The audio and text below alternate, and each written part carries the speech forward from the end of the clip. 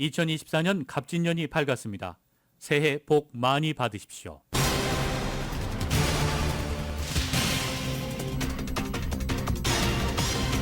트럼프 전 대통령이 불법 이주민을 대량 살상무기라는 막말로 불법 이민자 문제가 쟁점화하면서 수세에 몰린 바이든 대통령이 국경을 폐쇄하겠다고 돌변했습니다. 흑인 종교 지도자 1000명 이상이 바이든 대통령에게 이스라엘과 팔레스타인 무장정파 하마스의 휴전을 추진하도록 요구했습니다. 트럼프 전 대통령이 경쟁 후보인 니키 헬리 전 유엔 대사에 대한 비하 발언을 이어가면서 여성들의 표심을 잃을 수 있다는 분석이 제기됐습니다. 팝스타 테일러 스위프트의 얼굴과 음란물을 합성한 AI 조작 이미지가 소셜미디어에 유포돼 논란이 되고 있습니다. 백악관까지 경고하고 나섰습니다. 부정부패 혐의로 유죄를 인정한 호세 후이자 전 LA시 의원이 선거 공판에서 13년 실형을 선고받았습니다. 남가주의 절도 사건이 끊이지 않고 있는 가운데 영화배우 이병헌의 LA 저택도 절도 피해를 당했습니다. 캘리포니아 대도시들의 렌트비가 하락한 것으로 나타났습니다. 하지만 LA는 1년 전보다 4%가 상승했습니다. 한편 아파트를 비롯한 거주지 렌트비 비용 상승으로 인해서 상당수 미국인들이 노숙자로 전락하고 있다는 하버드 대학의 보고서가 발표됐습니다. 오늘 내일부터 이틀간 열리는 연방공개시장위원회가 3월 금리 인하와 관련해 어떤 신호를 보낼지 전 세계 금융시장이 주목하고 있습니다. 지난해 스타트업에 대한 투자 규모가 4년 만에 가장 낮았던 가운데 올해 금리가 내려가면 생성형 인공지능에 국한됐던 투자에 온기가 퍼질 것으로 기대됐습니다. 제이크 셜리번 백악관 국가안보보좌관과 왕이 중국 외교부장의 회동이 마무리됐습니다. 미국은 북한의 도발과 러북 군사협력의 우려를 전했고 중국은 타이완과 중국의 북평화적 통일 의지를 지지를 요청했습니다. 이스라엘과 하마스 전쟁 이후 중동에 주둔한 미군을 겨냥한 공격이 이어지는 가운데 처음으로 미군 사망자가 나왔습니다. 바이든 대통령은 반드시 응징하겠다고 밝혔습니다.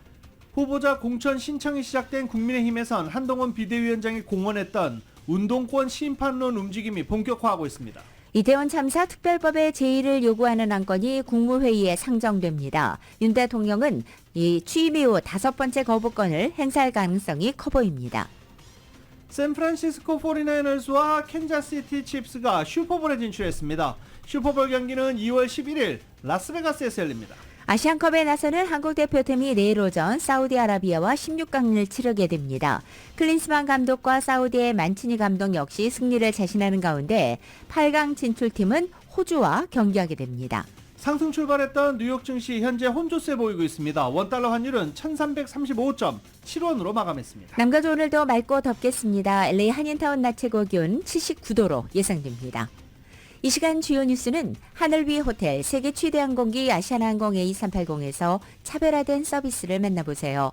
고국까지 편안하고 안전하게 모시는 아시아나항공 제공입니다.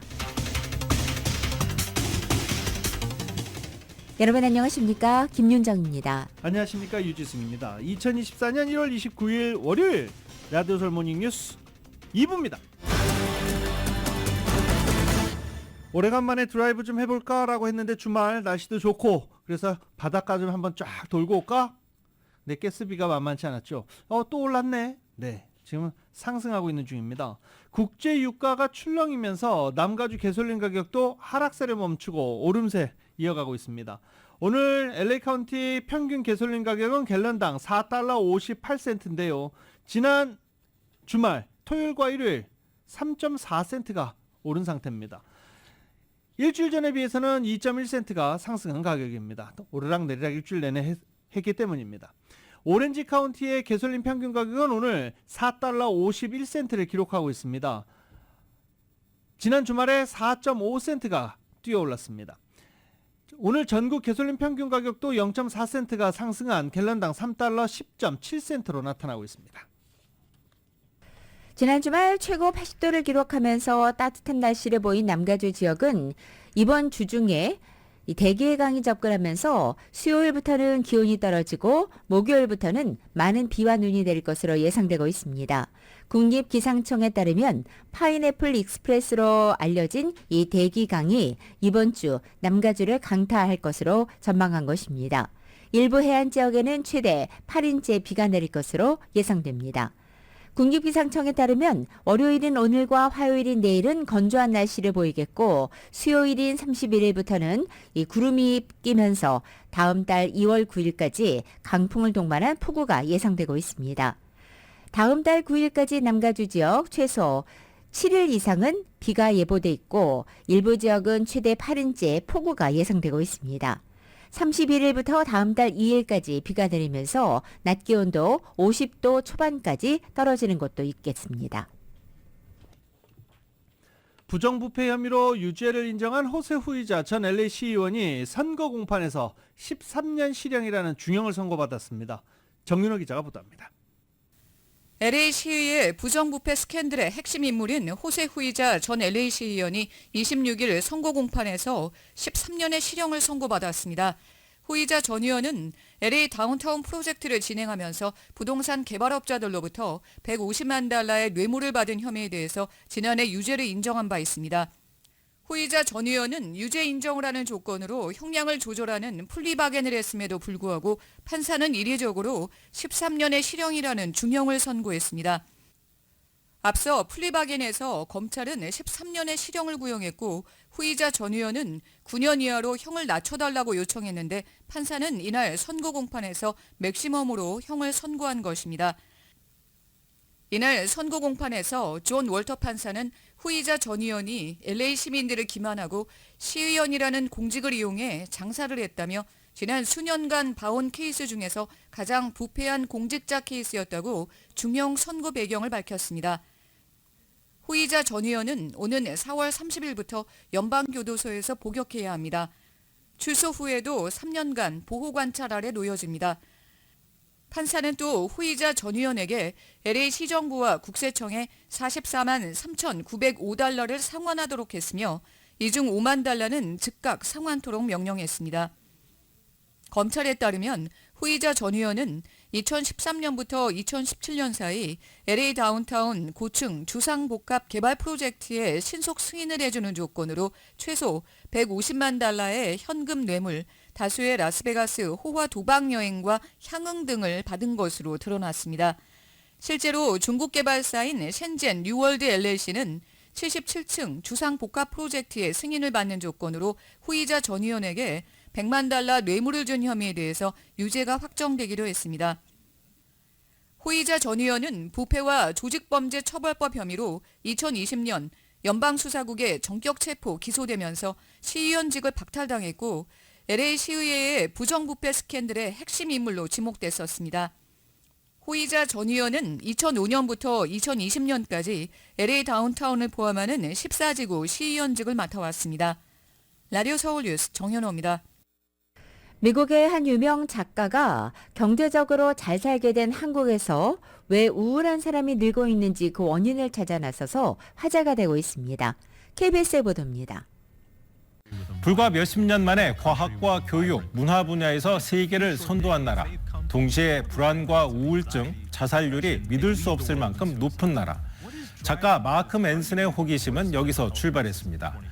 작가가 가장 먼저 주목한 분야는 e스포츠입니다. 잘하는 일을 더 잘하도록 강요하고 좋은 결과를 위해 강력한 압박과 경쟁을 유도했는데 이 성공 공식이 다양한 산업에 적용되며 불안과 우울감을 초래했다는 겁니다. 그러면서 성취에 대한 압박은 유치원 때부터 시작된다고 짚었습니다. 완벽주의, 즉 100점이 아니면 아무것도 아니다라는 식의 인지 왜곡이 우울증의 한 원인이 됐다고 진단했습니다. 또 더 많이 희생할수록 나은 사람이 된다는 뿌리 깊은 유교 문화가 한국인들에게 엄청난 부담을 안겼다고 지적했습니다. 작가는 다만 전쟁을 겪은 한국에서 경제는 생존의 문제였다고 역사적 배경을 언급하기도 했는데요. 자신이 만난 한국인들은 지금 겪는 문제를 인정하고 해결책을 찾으려 했다면서 이런 특별한 회복력이 한국의 진짜 슈퍼파워, 저력일 수 있다고 평가했습니다.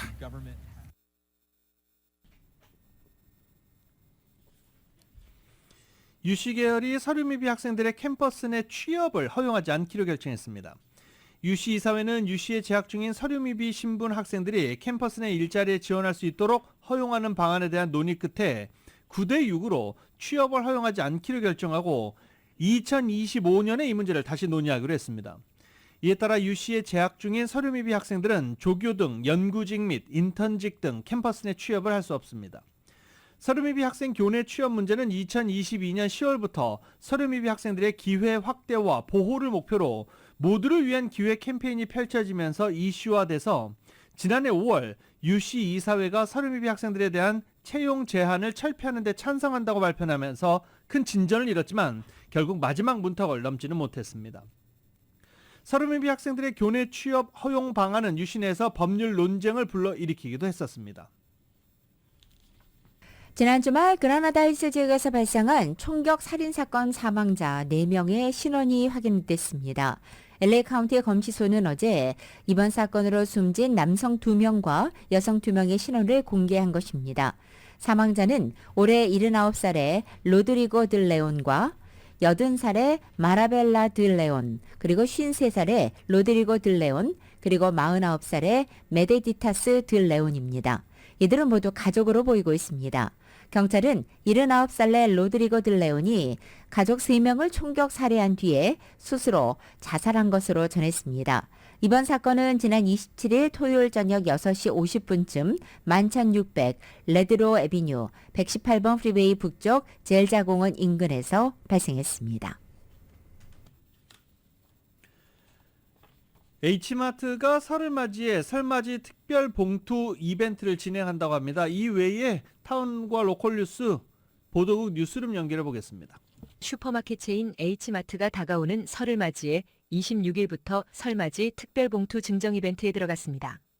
이 행사는 스마트카드 고객을 대상으로 진행되며 H마트에서 $50 이상 구매 시 새해맞이 빨간 봉투 한 세트를 무료로 받을 수 있으며 한정 수량으로 선착순 증정됩니다. H마트 스마트카드는 사용 금액을 포인트로 적립해주는 로열티 멤버십 리워드 카드로 1000포인트 적립 시 $10 H마트 상품권을 지급하며 이외에 다양한 할인과 행사 혜택 등을 제공합니다.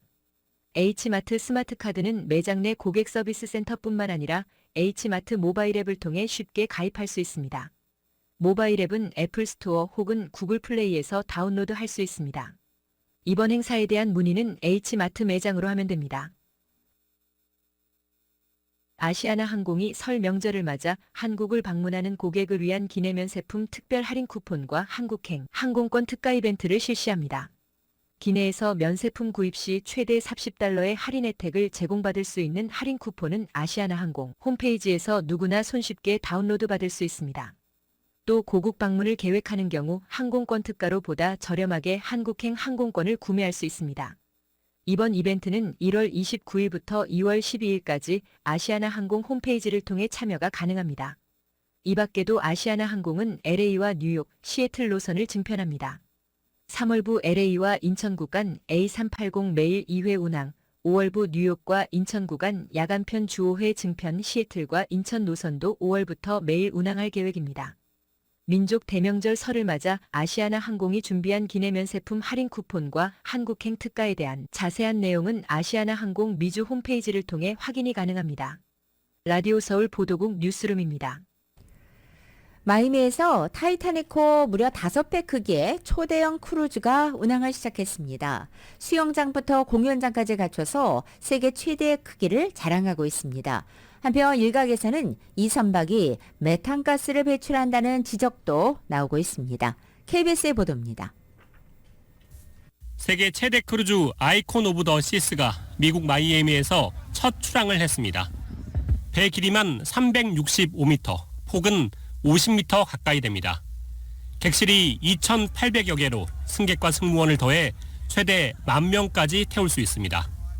수영장 7개, 높고 긴 워터 슬라이드가 6개 있고 아이스 스케이트장, 공연장에 식당과 바도 40곳에 달합니다. They've maximized every square inch of the ship. It is so impressive. It's so cool. 바다에서 맞이할 파도와 잔잔한 바람을 표현해내는 세계 최대 14m짜리 키네틱 아트도 눈길을 끕니다.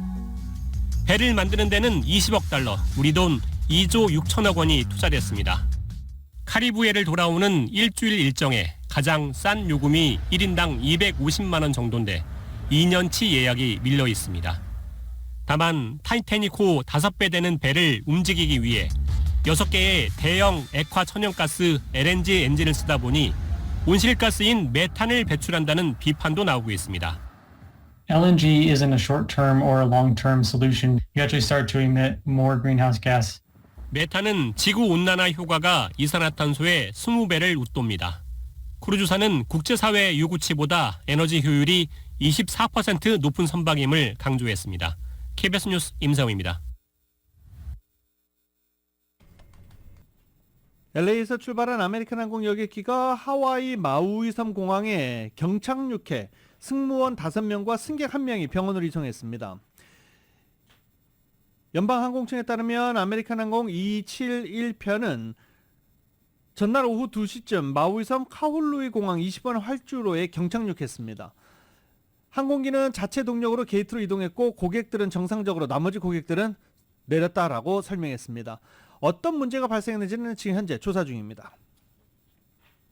미국에서 한 여성이 영하의 추위 속에 밤새 스키장 곤돌라 안에 갇혀있다 구조됐습니다. 지난 25일 이 북가주 레이크타워 인근 헤븐리 스키 리조트로 친구들과 함께 여행을 떠났던 모니카 라소는 곤돌라에 갇힌 채 15시간을 추위에 떨어야만 했습니다.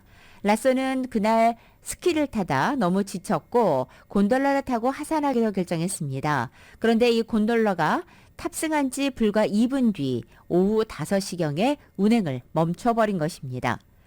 휴대전화도 갖고 있지 않았던 라소는 목소리가 나오지 않을 때까지 필사적으로 도와달라고 소리를 지른 것으로 알려졌습니다.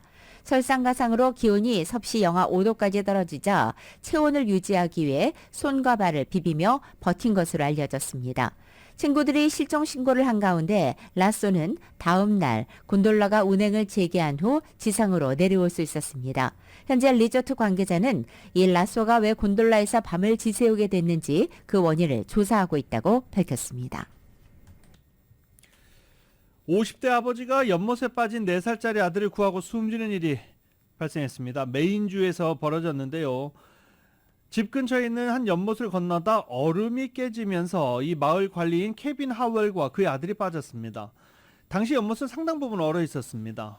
아들을 물 밖으로 올려보내 살리고 집에 있는 엄마에게 도움을 청하라 라고 집에 보낸 뒤에 엄마가 911에 신고하고 남편을 돕기 위해 닷과 밧줄을 들고 달려갔지만 자신이 물에 빠졌고 현장에 도착한 셰리프국 소속 형사에게 엄마는 구조됐습니다. 아버지 하월은 실종됐다가 시신으로 발견됐습니다.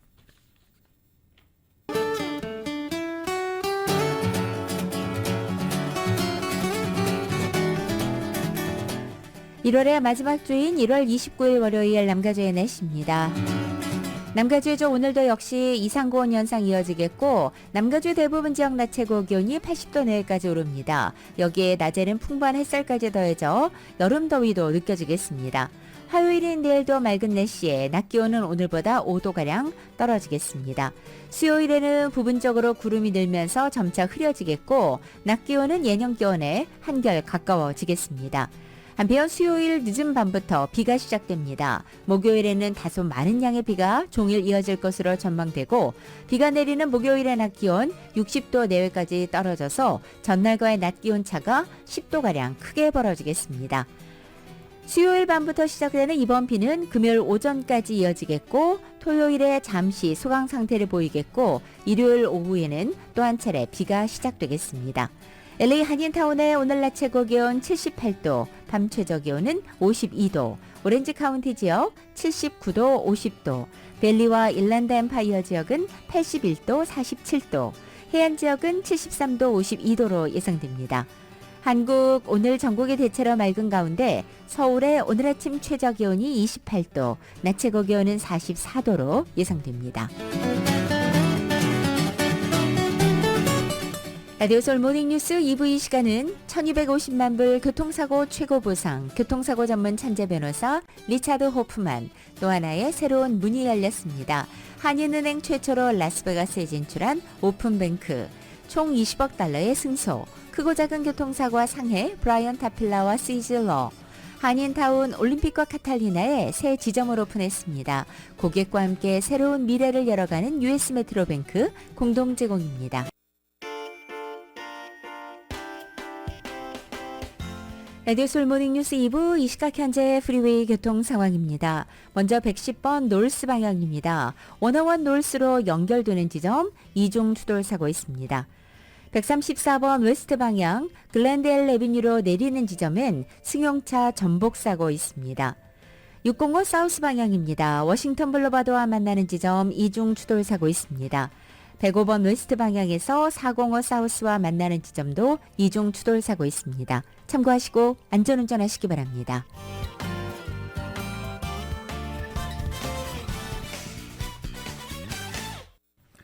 바이든 대통령과 트럼프 전 대통령의 대선 후보 자리를 거의 굳히면서 사실상 대선 본선 선거운동은 시작되고 있습니다. 이에 따라 투표일인 11월 5일까지 이번 대선 선거운동 기간은 역대 대다수 대선에 비해서 상당히 긴 9개월 가까이 될 것이라고 뉴욕타임즈가 전망했습니다. 트럼프 전 대통령이 뉴햄프셔 경선에서 압승하면서 경선 승리를 사실상 거의 기정사실로 했습니다.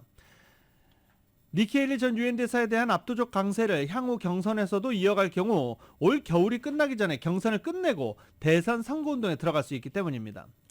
또 민주당에서는 현직 바이든 대통령에 맞선 변변한 후보도 없는 상황입니다. 이에 따라 이번 대선은 2020년 대선에 비해서 4살씩 더 나이를 든 두 고령 후보 맞대결의 재탕이 될 것으로 보입니다. 새로운 신선한 요소가 없을 뿐만이 아니라 두 사람 모두 다수의 유권자에게서 인기가 낮은 상황입니다. 하지만 트럼프 진영은 바이든 측과 매일 서로 강도 높은 공방을 주고받으면서 대선 선거운동을 사실상 시작했습니다. 이런 가운데 미국의 흑인 종교 지도자들이 조 바이든 대통령에게 이스라엘과 팔레스타인 무장정파 하마스의 휴전을 추진하도록 압력을 가하고 있습니다. 전국적으로 수십만 명의 신자를 대표하는 1,000명 이상의 흑인 목사가 이같이 요구하고 있는 것입니다. 이들은 백악관 당국자와의 면담이나 공개 서한 그리고 광고 등을 통해서 이스라엘이 팔레스타인 가자 지구에서 수천 명의 민간인을 살해한 공격 작전을 중단하도록 바이든 행정부가 압력을 행사해야 한다고 주장하고 있습니다. 또한 하마스의 억류 인질 석방과 이스라엘의 요르단강 서한 점령 중단도 요구하고 있습니다. 이런 목소리는 민주당의 전통적인 지지 기반인 흑인 유권자들의 지지 열기가 예전만 못한 것으로 평가되고 있는 가운데 나왔습니다. 많은 흑인 신자는 가자 지구가 이스라엘의 공격으로 파괴되는 모습을 보면서 민주당이 휴전을 위해 아무것도 하지 않는다고 느끼며 환멸감을 나타내고 있다고 전해지고 있습니다. 흑인 교회는 흑인 정치 조직의 권력 중심지로 여겨져 왔고 신도들에게 투표권 행사를 독려해서 종종 큰 성공을 거뒀다고 뉴욕타임즈는 설명하기도 했습니다. 바이든 대통령도 이 같은 흑인 교회의 중요성을 인식하고 현재 구애하고 있는 모습을 보이고 있습니다. 한편 공화당은 바이든 대통령에 대한 흑인 유권자들의 지지율이 떨어진 점을 고려해서 그 틈새를 파고들 방안을 모색하고 있습니다. 이번 대선 최대 이슈로 국경 문제가 또 점화되고 있습니다. 남부 국경을 넘어오는 불법 입국자 문제가 부상했습니다. 트럼프 전 대통령이 불법 이주문을 대량 살상 무기라는 막말로 쟁점화하면서 수세에 몰린 바이든 대통령이 국경을 폐쇄하겠다고 돌변했습니다. YTN입니다.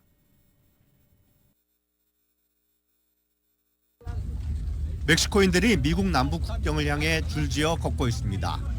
2세들이 좋은 교육과 경제 환경에서 자라도록 유모차를 밀며 기회의 나라 미국으로 가는 겁니다.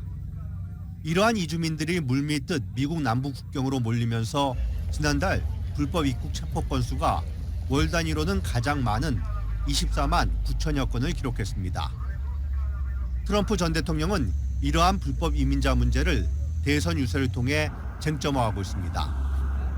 사회경제 문제를 이민자들에게 전가하는 분위기에 이민자들의 밀린다는 백인들 불안감을 자극하며 바이든 정부의 유화적인 이민 정책에 날을 세웠습니다. It's a big gushing wound, letting drugs, crime and millions upon millions of illegal aliens pour into our country. 특히 이민자들에 대해 대량 살상 무기, 우리 피를 오염시킨다는 그건으로 공격하는 것도 서슴지 않았습니다. I think the real number is 15, 16 million people into our country. When they do that, we got a lot of work to do. They're poisoning the blood of our country. That's what they've done. They poison. 각종 여론조사에서 트럼프에게 밀리고 있는 바이든 대통령은 이민 정책으로도 수세에 몰리자 태도를 바꿨습니다.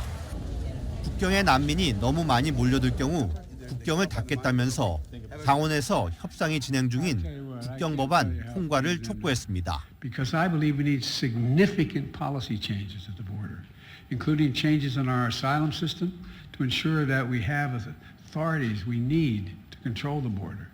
And I'm ready to act. 워싱턴 포스트는 바이든 대통령 이민 정책은 재선 도전의 가장 큰 취약점 중 하나가 됐다며 바이든 대통령 돌변은 민주당이 기존엔 상상할 수조차 없던 수준이라고 평가했습니다. YTN 정수입니다. 이 공화당이 알레한드로 마요르카스 국토안보부 장관에 대한 탄핵안을 발의하면서 오는 11월 대선을 앞두고 조 바이든 행정부의 이민 정책을 공세로 끌어올렸습니다. 공화당은 마요르카스 장관이 미국과 멕시코 간 국경 관리에 실패했다며 이 탄핵 소추안을 발의한 것입니다. 구체적으로는 마요르카스 장관이 이민과 관련한 법 준수를 고의적 그리고 체계적으로 거부하고 공공신뢰를 위반하는 중대범죄와 경범죄를 저질렀다는 것이 공화당 측의 주장입니다. 이 같은 움직임은 미국에서 불법 이민 문제가 올해 대선의 핵심 쟁점으로 떠오른 가운데 발의된 것입니다.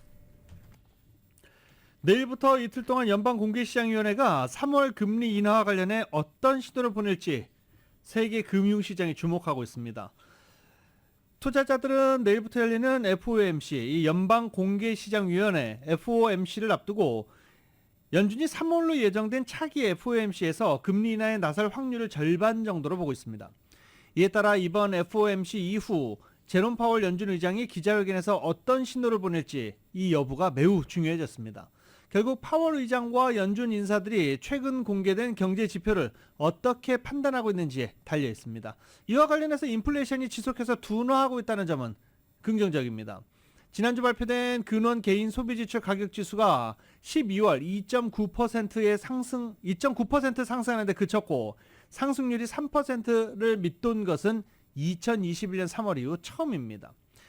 인플레이션 둔화로 소비가 살아나고 있지만 일각에서는 이로 인해서 또 물가 상승 압력이 다시 높아질 수 있다라는 우려도 나오고 있습니다. 때문에 내일부터 시작되는 이 FOMC 이후 제롬 파월 의장의 기자회견에서 어떤 발언이 나올지 상당히 주목되고 있는 부분입니다.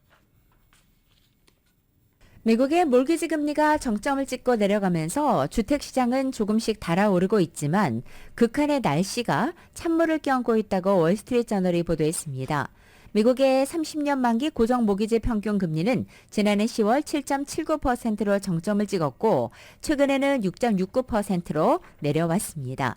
따라서 주택시장은 점차 활기가 돌고 있습니다.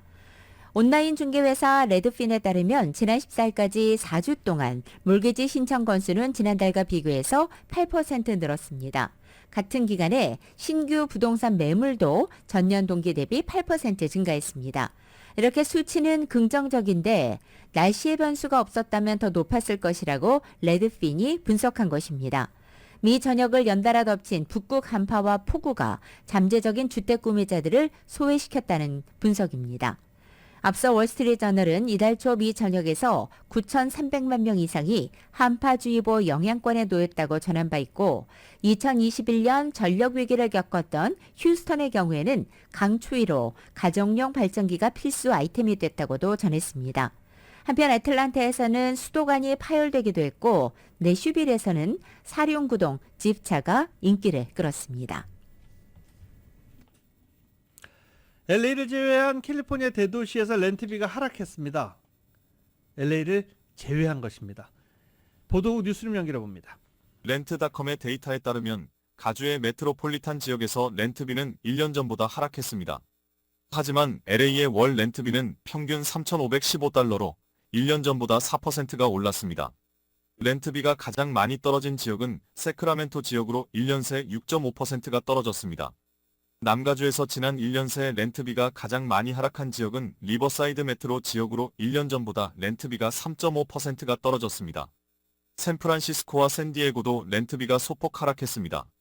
가주 전역의 렌트비 중간가는 2,941달러로 1년 전과 별 변동이 없었습니다. 전국적으로 지난 1년 새 렌트비가 두 자릿수 이상 오른 지역은 로드아일랜드의 프로비던스와 오하이오주의 콜럼버스, 미시간, 뉴햄프셔, 미네소타, 미시시피, 노스다코다, 캔사스 지역으로 나타났습니다. 전국 월 렌트비 평균은 1,964달러입니다. 가주 대도시 지역에서 렌트비 하락이 나타난 이유는 지난 수년 새 신축 공사가 활발해지면서 아파트 건물 공실률이 늘어났기 때문입니다. 라디오 서울 보도국 뉴스룸입니다. 그동안 큰 폭의 성장세를 보이면서 장밋빛 미래를 그렸던 전기차 제조업체들이 올해 들어서는 가라앉은 수요와 과열된 경쟁에 부딪혀 암울한 전망을 잇따라 내놓고 있습니다. 월스트리트저널은 전기차에 있어 중요한 한 해가 험난한 출발을 했다며 이 같은 상황을 어제 보도했습니다. 올해 전기차 시장에서 가장 비관적 전망을 내놓은 업체는 테슬라입니다. 테슬라는 지난 24일 분기 실적을 발표하면서 올해 성장률이 작년보다 현저히 낮아질 수 있다고 경고했습니다. 이에 더해서 스웨덴의 전기차 업체인 폴스타도 역시 지난 26일 어려운 시장 여건과 내년 판매량 감소 전망에 대응하기 위해 전 세계 인력의 15%를 감원한다고 발표했습니다. 앞서 보도자동차는 수요 둔화에 대응하기 위해서 전기 픽업 트럭의 생산량을 줄이기로 했다고도 밝혔습니다. 또 미국의 대형 렌터카 업체인 헐츠는 지난 11일 자사가 보유한 전기차 약 3분의 1을 매각하고 내연기관 차량으로 교체한다고 선언하기도 했습니다. 시장조사 업체 JD파워의 전기차 애널리스트는 올해 첫 3주 동안 자동차 소매 시장에서 전기차 점유율 확대 속도가 느려졌다면서 이것은 연방정부의 배터리 관련 규제로 7,500달러의 세액공제를 받을 수 있는 전기차 모델이 올해부터 줄어든 것도 일부 요인 중 하나라고 설명했습니다. 이 팝스타 테일러 스위프트의 얼굴과 음란물을 합성한 AI 조작 이미지가 소셜미디어에 유포돼 논란이 되고 있습니다. 인공지능 기술의 부작용, 이 딥페이크에 대한 규제 목소리 커지고 있는데 백악관까지 나서서 경고하기 시작했습니다. YTN입니다. 소셜미디어 X에 테일러 스위프트를 치니 검색이 되지 않습니다. 대신 테일러 스위프트를 보호하자는 해시태그가 줄줄이 달렸습니다. 스위프트의 얼굴과 음란 사진이 합성된 이미지가 온라인상에 유포돼 논란이 됐기 때문입니다. AI 기술을 활용한 딥페이크 이미지로 추정되는데 17시간 만에 4,500만 회 이상 조회됐습니다. 논란이 되자 X는 뒤늦게 문제의 계정을 정지하고 해당 이미지를 모두 삭제했습니다. 그러면서 동의 없이 불법 제작한 음란 사진을 올리는 것을 엄격히 금지한다는 입장을 냈습니다. 유명인의 얼굴이나 목소리를 합성한 딥페이크 논란은 비단 이번뿐만이 아닙니다. 최근엔 바이든 대통령의 가짜 전화 목소리로 투표 거부를 독려한 선거운동이 논란이 됐습니다. AI에 대한 강력한 규제가 필요하다는 여론이 확산되자 백악관도 나서 우려를 표명했습니다. Our commitment and that we will continue to do and continue to take action and make sure that we continue to work on this. And again, this is very alarming. 그러면서 의회가 입법적 조치를 취해야 한다고도 덧붙였습니다. 현재 미국 9개 주에선 딥페이크의 제작과 유포를 규제하는 법률이 시행 중이지만 연방정부 차원의 법적 규제는 아직 없는 상태입니다. 관련 업계에서도 자성의 목소리가 터져나왔습니다. 사티아 나델라 MS 최고 경영자는 이번 사건을 계기로 IT 업계가 더 빨리 행동에 나설 것이라며 안전장치 마련에 적극 참여해야 한다고 강조했습니다. 이번 스위프트의 딥페이크 이미지가 마이크로소프트의 AI 생성 도구로 만들어졌다는 주장이 나오자 MS는 즉각 조사에 나섰습니다. YTN 최영수입니다.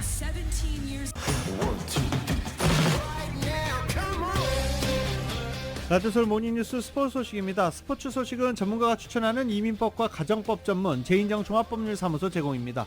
지금 전화에는 최세영 스포츠 해설위원 연결돼 있습니다. 안녕하십니까? 네, 안녕하십니까?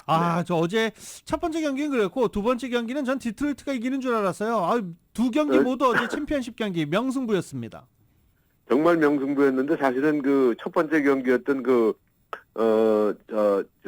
53회 슈퍼볼 결정전에 나설 두 팀 경기인데요. 일단 패트릭 마홈이 활약한 그 치프스가 홈 경기 2점을 살리지 못한 볼티모어 레이븐스를 17대 12로 누르고 이긴 것은 뭐 이제 그렇다 치고 사실은 뭐 어저께 슈퍼볼에 나가는 멋진 경기를 펼쳤습니다만은 5년 동안은 4번이나 아메리칸 풋볼 컨퍼런스 챔피언에 올랐잖아요. 치프스가요. 그래서 쉬운 경기가 될 것이라 생각했습니다만은 그래도 레이븐스의 쿼터백 라말 백슨이 있었습니다. 272야드 성공하면서 선전하였지만 2쿼터 이후에 치프스의 그 철벽 수비에 막혀서요.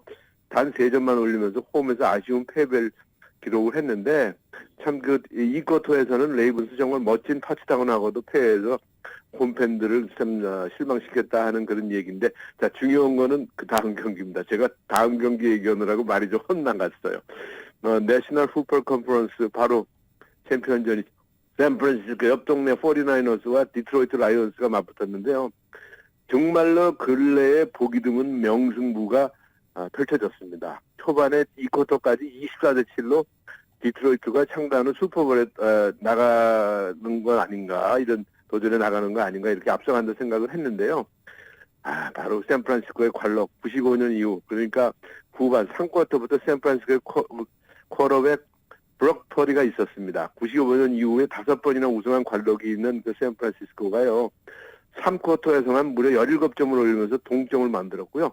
4쿼터에서도 행운의 타치다운을 잡아내면서 사실 그거 조금만 놓쳤으면 그 상대 수비수 손을 맞고 튀어 오른 거를 잡아가지고 타치다운을 성공을 했거든요. 극적인 타치다운을 올리면서 동점을 만들었어요. 그리고 4쿼터에서도 행운의 터치다운을 잡아내면서요. 디트로이트를 34대 31. 그러니까 여기서 스코어 3점 아니겠습니까? 3점이면은 필드골 하나 차이인데 샌프란시스코가 슈퍼볼에 나가게 되기는 했습니다만은 경기 결과를 놓고 보면은 디트로이트 감독이 2번씩이나 필드골 기회가 있었어요.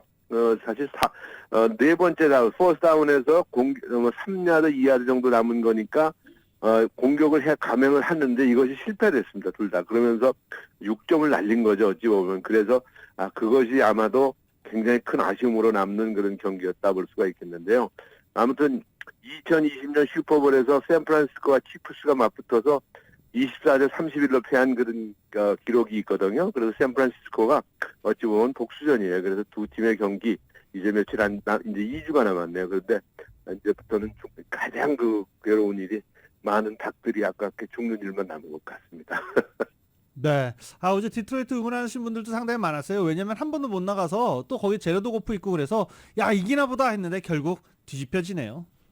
저도 사실 어제 두 경기를 갖다가 눈이 아플 정도로 그냥 앉아가지고 들여다봤는데 디트로이트가 정말 그 자동차 산업 불황 때 상당히 고전을 많이 어려웠던 도시 아니겠습니까? 그래서 슈퍼볼에서 우승을 하면서 주민들한테도 멋진 선물이 될 것 같다라고 하는데 역시 관록은 역시 무시 못한다 이렇게 볼 수가 있을 것 같아요. 샌프란시스코의 관록이 결국은 투기 패기에 디트로이트를 물리쳤다 이렇게 정리하면 간단할 것 같습니다. 네.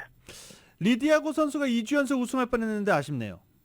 요것도 또 아깝다 정말 아깝다 리디아고죠. 4타차 2위에서 동타를 만들어냈어요. 넬리 코다가 주춤하는 사이에. 그래서 넬리 코다하고 리디아고가 나란히 11언더파 273타 플로리다주 브레이든 컨트리 클럽에서 열린 LPGA 투어 드라이브 원 챔피언십이었는데요. 이가 두 선수가 연장전을 펼쳤는데 연장 두 번째 홀에서 그거 스리퍼를 했어요. 그래서 파 잡아낸 그 넬리 코다에게 우승을 내주면서 결국은 명예전당 입당하는 것도 이제 확실하게 결정 지을 수 있는 그런 찬스였는데 정말 지난 대회 우승, 두 번째 대회 준우승 정말 대단한 기록입니다만은 리디아고로서는 정말로 아쉬운 준우승이라밖에 얘기할 수가 없을 것 같아요. 굉장히 아쉬웠고요. 리디아고가 금년에 지금 굉장히 감이 좋습니다. 근데 어제는 짧은 퍼팅 하나가 그렇게 발목을 잡았어요. 리디아고가 금년도에 상당히 많은 그런 승수를 올리지 않겠느냐 싶은 생각이 드는데요. 여기에 김세영 선수도 13위, 이섬이 16위 등등 한국 선수들이 포진하고 있어서요. LPGA는 이제 또 다시 한번 새로운 그런 멋진 해가 되지 않을까 하는 그런 생각을 해볼 수 있을 것 같습니다. 네. 한국 축구 어떻게 되는 거예요? 말씀이 좀 답답하게 나오는데 답답합니다. 이거 무슨 답답한 거 오랜만에 답답한 거 보여주기 대회라는 것 같아요. 근데 자 요걸 이제 결과를 놓고 보면은 답답이었냐 작전이었냐 둘 중에 하나로 볼 수가 있을 것 같아요. 만약에 사우디를 멋지게 물리치고 16강에서 8강으로 올라간다면은 말레이시아하고 죄송합니다. 말레이시아하고 비긴 것이 신의 한 수다라고 볼 수가 있겠는데 혹시라도 올라가다가 사우디한테 패하거나 문제가 생기게 되면은 정말로 크리스만 감독은 완전히 이게 그냥 파출소 피하러다 경찰서 만나는 거가 되는 그런 상황이 될 것 같아요. 그래서 지금 보니까 64년 만에 우승권 고른 크리스만 감독이 사실 만친이라는 감독과 지금 감독과 감독의 대결이 오히려 지금 좀 많이 떴어요. 그래서 보니까 바로 그 만친이라는 감독이 사우디아라비아 감독 아니겠습니까? 근데 연봉이 크리스만 감독의 10배예요. 그래서 두 감독의 자존심이 참 그 대결이다 이렇게 볼 수가 있겠는데 제가 볼 때는 사우디아라비아전에는 이제는 그동안에 뭐 파울 때문에 뭐 그랬다 뭐 여러 가지 그런 이야기가 있었지 않습니까? 그러나 그리고 또 심지어는 승부 조작설까지 나왔었는데 막 그런 거 다 털어버리고 결과가 말해줍니다. 이제는 배수진 쳐야 돼요. 여기서 떨어지면 끝이거든요.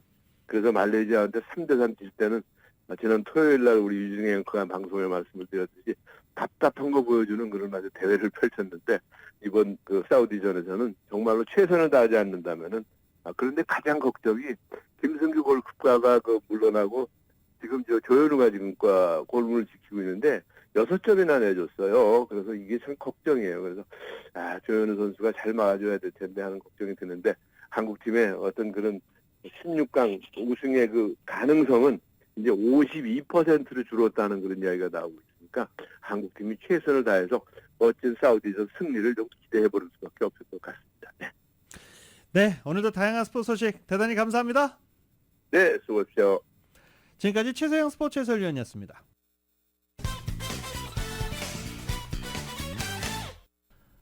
라디오솔 모닝뉴스 함께하고 계십니다. 이스라엘과 하마스 전쟁 이후 중동에 주둔한 미군을 겨냥한 공격이 이어지고 있습니다. 미군의 사망자가 나오면 중동 판세가 어떻게 될지 모른다라고 했는데요. 미군 사망자가 나왔습니다. YTN입니다. 시리아 국경 인근 요르단 북부에 있는 미군 전초기지 타워 22의 위성 사진입니다. 미군 당국은 타워 22가 드론 공격을 받아 미군 3명이 숨지고 30명 이상이 부상당했다고 밝혔습니다. 로이터 통신은 외상성 뇌 손상을 입은 부상자들이 많아 사망자가 늘어날 수 있다고 전했습니다. 이스라엘 하마스 전쟁 이후 중동 지역에 주둔한 미군 부대에 지난 석 달여간 160차례 공격이 이어졌지만 미군 사망자가 나온 건 이번이 처음입니다. 이란 지원을 받는 이라크의 이슬람 저항 세력은 이번 공격이 자신의 소행이라고 주장했습니다. 미군의 점령과 가자 지구에서 벌어지는 학살에 대응하기 위해 미군 기지를 드론으로 공격했다는 겁니다. 다만 미군의 우방인 요르단 정부는 드론 공격이 요르단 땅이 아닌 시리아의 알탐프 미군 기지에서 벌어졌다고 밝혔습니다. ومقتل 3 جنود أمريكان وإصابة عدد من الجنود وهذا خارج حدود الأراضي الأردنية الأراضي المملكة الأردنية الهاشمية. 바이든 대통령은 성명을 내고 최고의 애국자들을 잃었다고 애도했습니다. 희생장병의 뜻을 이어 테러와 싸우겠다며 의심의 여지 없이 이번 공격에 책임 있는 자들을 처벌하겠다고 강조했습니다. We had a tough day last night in the Middle East. We lost 3 brave souls, and we shall respond. 언론과 전문가들은 미군 사망으로 미군이 중동 지역에서의 대응 수위를 높일 것으로 관측했습니다. But it's another very dangerous step because, as I say, the US will have to respond even more strongly than it's done to previous attacks. 워싱턴 포스트는 방공망이 드론을 요격하지 못한 이유는 불분명하다며 군 당국이 조사할 예정이라고 전했습니다. 워싱턴에서 YTN 권중입니다.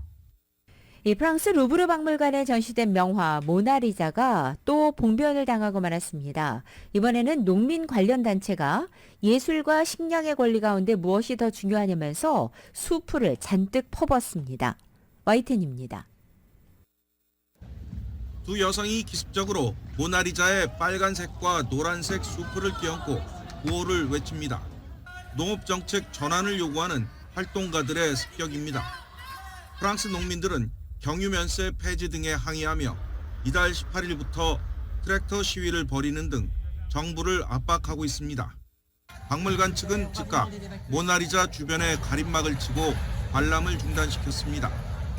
시위대는 뜻한 바를 이루었지만 멀리서 그림을 보러 온 관광객들의 반응은 싸늘합니다. It's disgusting to treat art that's really valuable for the history of humankind that way. 세계에서 가장 유명하고 비싼 그림인 레오나르도 다빈치의 모나리자는 그동안 여러 번 순환을 겪었습니다. 모나리자는 지난 1956년 볼리비아 남성이 던진 돌에 훼손당한 이후 유리로 덮어 보호하고 있어서 이번에 해를 입지 않았습니다. 2009년에는 프랑스 시민권을 취득하지 못해 화가 난 러시아 여성이 찻잔을 날렸고 2022년에는 한 남성이 지구를 파괴하려는 사람들이 있다고 외치며 케이크를 던지기도 했습니다.